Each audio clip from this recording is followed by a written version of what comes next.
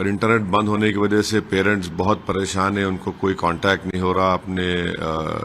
ان کے لڑکے لڑکیوں سے، اور دوسرا کیا ہے کہ ٹکٹ بھی نہیں خرید سکتے وہ لوگ، اور تیسری اہم بات یہ ہے کہ ان کے پاس اتنا پیسہ بھی نہیں ہے کہ ٹکٹ خرید کر فلائٹ سے وہاں سے نکلیں، اور چوتھی بات یہ ہے کہ جس شہید بہشتی یونیورسٹی میں پڑھ رہے ہیں وہاں پر ان کو پاسپورٹ بھی نہیں دیا جا رہا ہے، اور پاسپورٹ دیا بھی جا رہا ہے تو ایگزٹ کا ان کو اجازت نہیں مل رہی ہے۔ تو اس میں بہت ضروری ہے کہ منسٹر آف ایکسٹرنل افیئرز اور خاص طور سے ہمارے ایکسٹرنل افیئرز منسٹر جناب جے شنکر صاحب، فورن سیکرٹری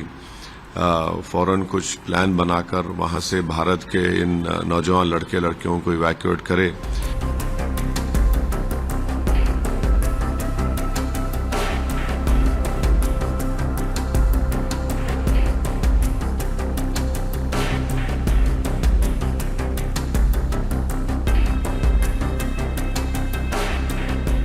دیکھیے میرے پاس تو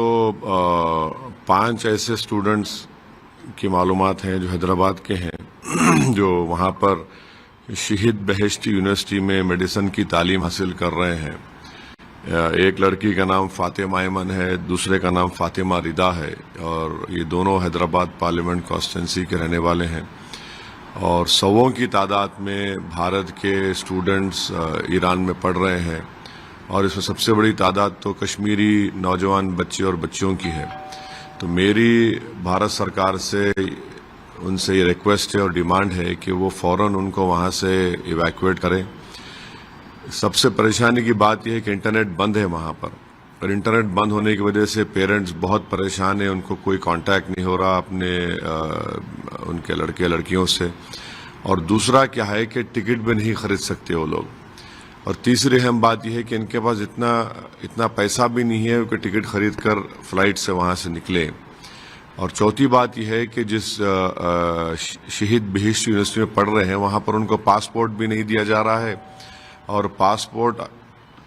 دیا بھی جا رہا ہے تو ایگزٹ کا ان کو اجازت نہیں مل رہی ہے۔ تو اس میں بہت ضروری ہے کہ منسٹر آف ایکسٹرنل افیئرز اور خاص طور سے ہمارے